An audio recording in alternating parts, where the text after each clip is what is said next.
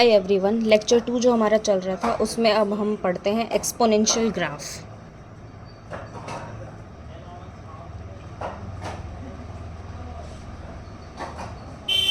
Exponential graph में हम क्या करते हैं कि एक दो एग्जांपल्स करके देखते हैं, उससे हमें आइडिया लग जाएगा कि एक्सपोनेंशियल ग्राफ एग्जैक्टली कैसे ड्रॉ होते हैं। तो फर्स्ट एग्जांपल है y equals to e raise to power x। इसका जो ग्राफ आता है वो आता है ऐसे।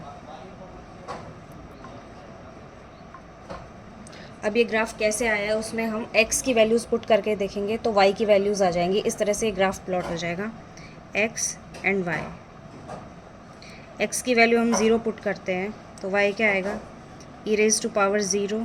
किसी की भी पावर 0 होती है तो क्या होता है 1, y 1 आ जाएगा। माइनस इनफाइनाइट रखेंगे, y equals to e raise to power minus infinite क्या होता है 0। और अगर इनफाइनाइट रखते हैं तो वो वैल्यू आती है इनफाइनाइट। ठीक है, तो इसी तरह से ये जो ग्राफ है, x की वैल्यू 0 रखी तो y 1 आया, ये 1 है, 0 और 1। ठीक है, अब क्या हो रहा है, माइनस इनफाइनाइट अगर x की वैल्यू रख रहे हैं मतलब माइनस की तरफ जा रहा है, माइनस डायरेक्शन में जा रहा है ये ग्राफ x की नेगेटिव डायरेक्शन में, तो y 0 होगा। ये कहीं भी x y पे कट नहीं कर रहा है तो इसका मतलब ये ग्राफ सही है। उसके बाद इनफाइनाइट रखेंगे तो y भी इनफाइनाइट जाएगा, x इनफाइनाइट रखेंगे तो y भी इनफाइनाइट जाएगा, मतलब x और y दोनों एक्सेस पे ये ग्राफ कट नहीं करेगा। अब सेकंड ग्राफ जो है वो क्या है, y equals to e raise to power minus x. अब इसका जो प्लॉट आएगा, ये x है, ये माइनस एक्स, ये y, ये माइनस y।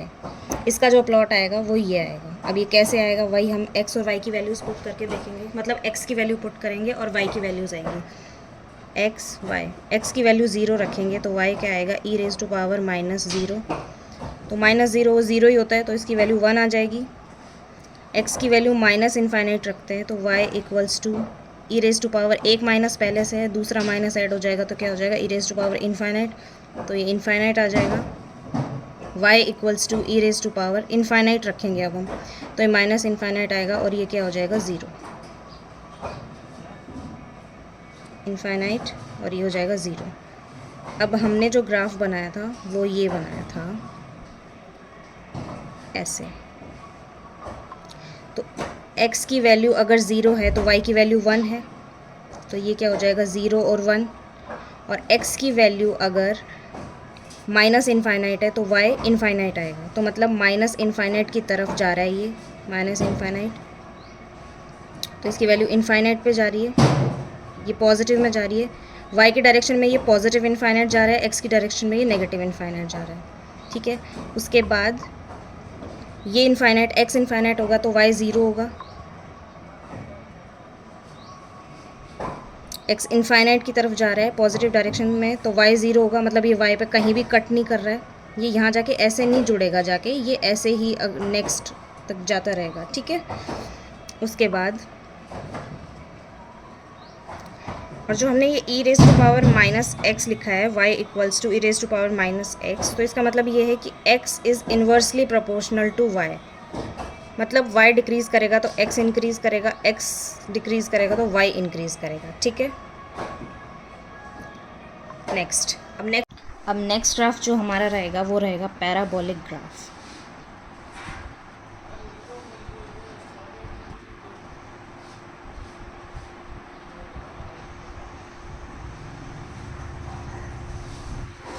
ठीक है, इसमें फर्स्ट एग्जांपल हम लेते हैं y square equals to x। इसका जो ग्राफ होगा वो ये आएगा, ये पैराबोला होता है, x minus x, y minus y. अब ये ग्राफ कैसे आएगा, ये प्लॉट जो है, तो हम x की वैल्यूज़ पुट करेंगे तो y की वैल्यूज़ आएंगी जैसे हमने पहले वाले ग्राफ्स में किया था। तो x y, x equals to y square, x की वैल्यू 0 रखेंगे तो y की वैल्यू 0 आएगी, x की वैल्यू 1 रखेंगे तो y की वैल्यू भी 1 आएगी, x की वैल्यू अगर हम 4 रखते हैं, 4 इक्वल्स टू वाई स्क्वायर, तो क्या आएगा, y की वैल्यू प्लस माइनस 2।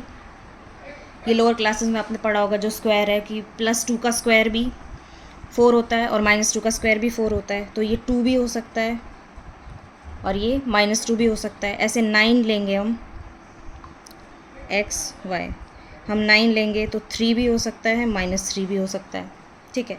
तो इसी तरह से जो ये ग्राफ आया है ये ऐसा इसलिए आया है,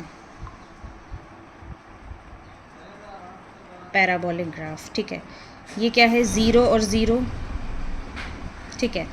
अगर हमने 1 रखा है तो ये भी 1 आया है, 1 1।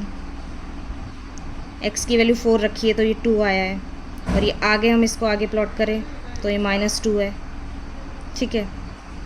ये 3 है, जैसे x की वैल्यू 3 है, सॉरी 9x की वैल्यू, तो ये क्या आएगा 3, तो ये -3 भी आ सकता है, ठीक है। तो ये ग्राफ ऐसे हो गया। नेक्स्ट ग्राफ है हमारा, अब नेक्स्ट एग्जाम्पल हमारा है y² = -x। इसका ग्राफ क्या आएगा, वो पॉजिटिव डायरेक्शन में था तो ये नेगेटिव डायरेक्शन में आ जाएगा। इसकी भी वैल्यूज़ पुट करके देख लेते हैं, x और y। x की वैल्यू अगर 0 रखेंगे तो y की वैल्यू भी 0 आएगी, y² = -x। अगर x हम 1 रखते हैं तो y क्या आएगा, -1। अगर x हम 4 रखते हैं, x = -4, तो ये इसी तरह से ये ग्राफ नेगेटिव डायरेक्शन में आ जाएगा। नेक्स्ट एग्जांपल हम लेते हैं, x² = y, और फोर्थ एग्जांपल है x² = -y, ठीक है। तो इनका ग्राफ कैसे आएगा, जो फर्स्ट वाला ग्राफ है इसका आएगा ऐसे, और सेकंड वाला जो है उसका ग्राफ आएगा ऐसे। तो हम एक ट्रिक से याद कर सकते हैं, आपको ये वैल्यूज़ पुट कर करके देखने की ज़रूरत नहीं है। मतलब जैसे y² है अगर = x, तो जिसकी पावर 1 है उसी डायरेक्शन में ग्राफ बना देना है आपको।